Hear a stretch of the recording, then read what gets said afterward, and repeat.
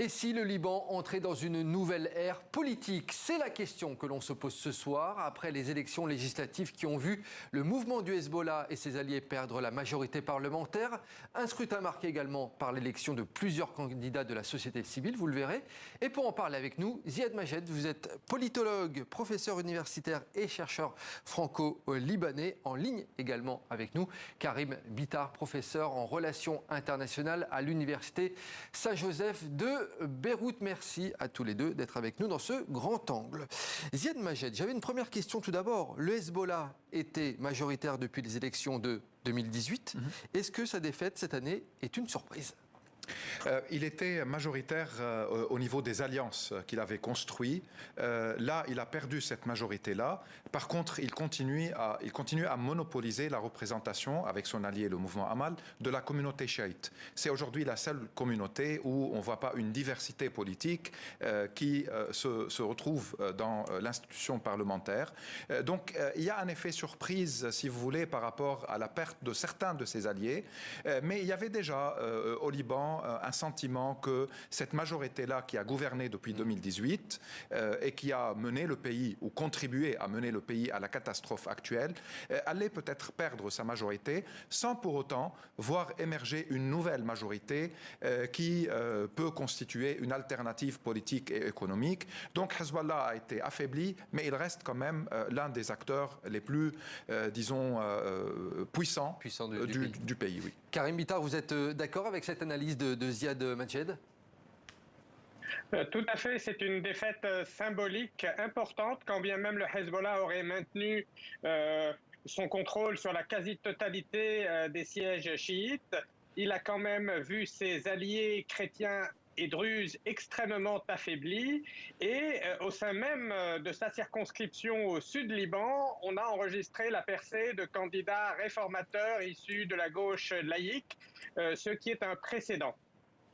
Karim Bitar, est-ce que ce scrutin s'est finalement transformé en référendum pour ou contre le Hezbollah, selon vous ? Beaucoup ont en effet essayé de transformer ce référendum ces élections en référendum sur le Hezbollah. Ils ont en grande partie réussi. Je crains que cela n'ait peut-être quelque peu nuit aux forces d'opposition qui souhaitaient aborder, à côté de cette question fondamentale de la souveraineté, d'autres questions tout aussi importantes, notamment les questions économiques et sociales, qui sont souvent passées à la trappe au moment où le Liban est confronté à une crise sans précédent avec un taux de pauvreté multidimensionnel qui a dépassé aujourd'hui 84%.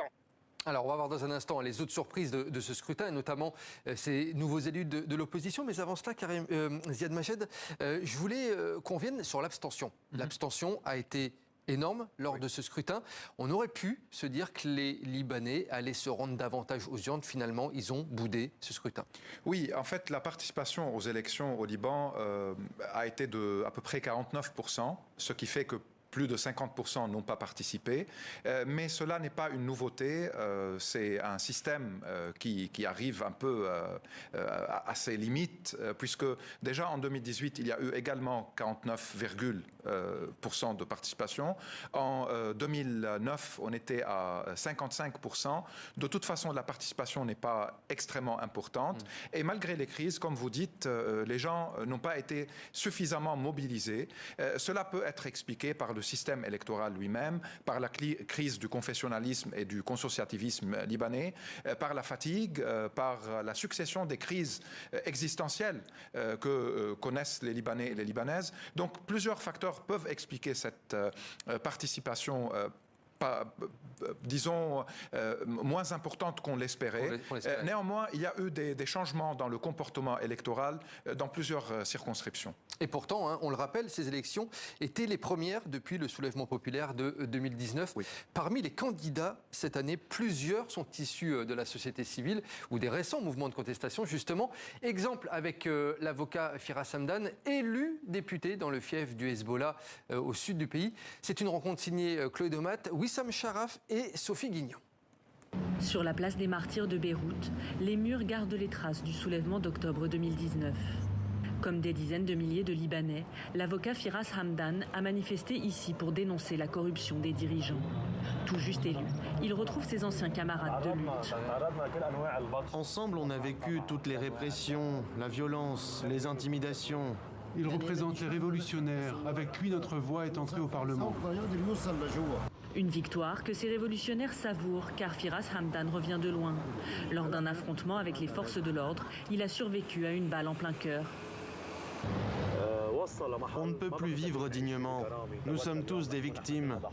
Tous ces gens qui n'arrivent pas à faire respecter leurs droits. C'est pour eux qu'on s'est lancé dans une bataille politique. Avec les 12 autres députés issus du mouvement de contestation, Firas Hamdan entend faire bouger les lignes. À commencer par cet amas de béton et de barbelés qui empêche les citoyens d'accéder au Parlement depuis 2 ans. Ce mur séparait les gens du pouvoir. Ces barrages de la peur sont aujourd'hui en train de tomber. Ce que vous avez fait est admirable. Surtout vous, qui faisiez face à des adversaires redoutables. C'est vraiment exemplaire. En attendant d'entrer au Parlement, le jeune député a installé ses bureaux dans un quartier voisin. On est encore en train de déballer. Élu au sud du pays, Firas a gagné contre le Hezbollah, puissant parti chiite soutenu par l'Iran. Une première au Liban. Il y a eu des menaces. On nous a accusés de trahison. J'ai même été menacé de mort. Mais quel que soit le prix à payer, nous irons jusqu'au bout. Avec ses équipes, il prépare les réformes qu'il devra défendre devant les barons de la politique libanaise, encore majoritaires au Parlement.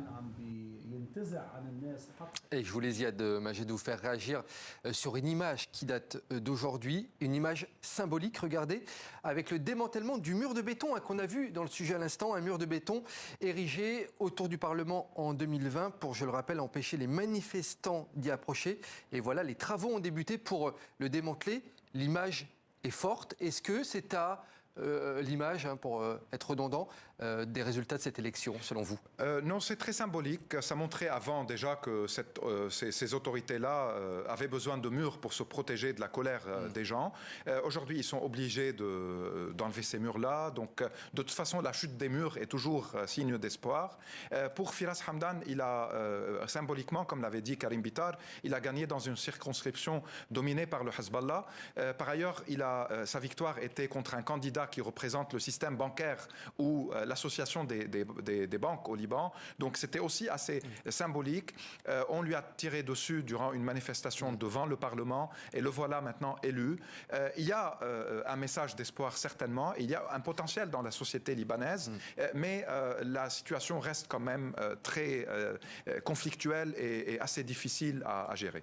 Mais Karim Bitar, l'autre question qu'on se pose, c'est ces nouveaux candidats de l'opposition auront-ils suffisamment de poids dans l'échiquier politique pour faire peser leurs envies, leurs réformes, ou est-ce que ça va être difficile pour eux de se faire entendre? C'est la principale question aujourd'hui. C'était en effet très émouvant de voir ces jeunes qui se faisaient tirer dessus comme des lapins par le service de sécurité du Parlement lorsqu'ils étaient des révolutionnaires. Un service de sécurité du Parlement qui est en fait une milice privée du président de l'Assemblée nationale. On les voit aujourd'hui, ces mêmes jeunes, entrer comme représentants de la nation.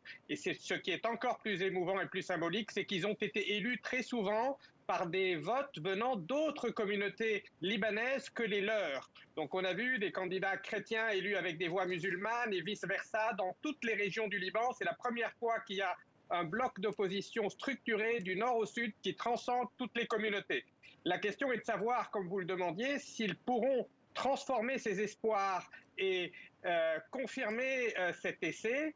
Il est à craindre qu'il se heurte à de nombreux obstacles pour transformer l'essai, car nous sommes dans un pays où l'État, les institutions sont extrêmement faibles, mais l'État profond est quant à lui l'un des plus profonds, l'un des plus puissants du monde, extrêmement résilient.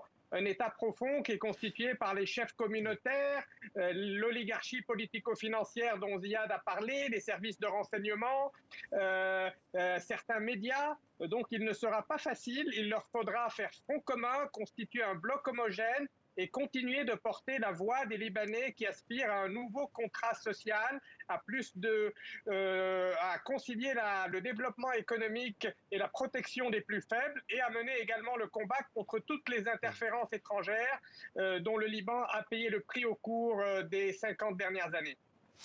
Ziad Majed, on va essayer de répondre simplement à la question que j'ai posée au début. Est-ce que, selon vous, on assiste à une recomposition de l'échiquier politique du Liban? Est-ce que c'est le début d'une nouvelle ère? Oui, c'est le début d'une nouvelle ère, mais cela ne veut pas dire que cette ère-là va connaître des solutions à des nombreuses crises économiques comme politiques. Il y a aujourd'hui une absence de majorité dans ce Parlement. Ça va être des majorités qu'on peut qualifier de mobiles, puisque aucun camp n'arrive à s'imposer. Donc il va falloir s'unir? Et ça va être ça la principale difficulté? Pas avec les représentants du système qui a mené le pays à cet effondrement. Il doit y avoir un front de l'opposition, oui, qui travaille sur des législations de réforme, qui doit sauver économiquement la situation, qui doit repenser toute la philosophie de ce système-là, confessionnel et sectaire, qui doit également répondre à des défis, que ce soit par rapport aux armes du Hezbollah, par rapport à la corruption, par rapport à l'indépendance de la justice au Liban. L'enquête, par exemple, quant à l'explosion du port de Beyrouth n'avance pas. Il y a une impunité de ceux qui sont accusés de corruption ou de crimes.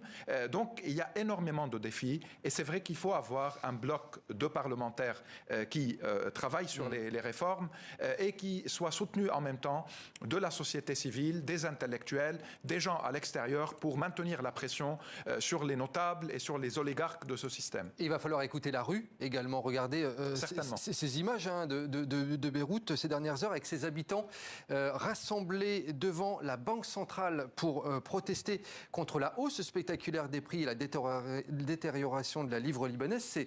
C'est des images qui nous sont parvenues aujourd'hui. Un mot de conclusion sur ces images, il nous reste 20 secondes. La rue, elle va continuer à se faire entendre, il va falloir l'écouter. Oui, il faut qu'il y ait une mobilisation qui se poursuit et je pense qu'il y a beaucoup de groupes et beaucoup d'individus qui veulent maintenir la pression parce que les Libanais ont perdu leurs économies dans les banques, parce qu'il y a une dévaluation de la monnaie nationale, parce que les corrompus et les responsables de cette catastrophe en partie sont au pouvoir. Donc oui, la rue et les syndicats, les écrivains, les étudiants, les ouvriers, il va y avoir un mouvement qui va se poursuivre, mais en même temps dans une situation très compliquée et avec aussi le poids de la crise économique et de l'appauvrissement d'une grande partie de la population. Et beaucoup de défis à relever encore pour le Liban. Merci beaucoup Karim Bitar d'avoir été avec nous dans 64 minutes. Merci à vous également Ziad Majed. Merci à vous.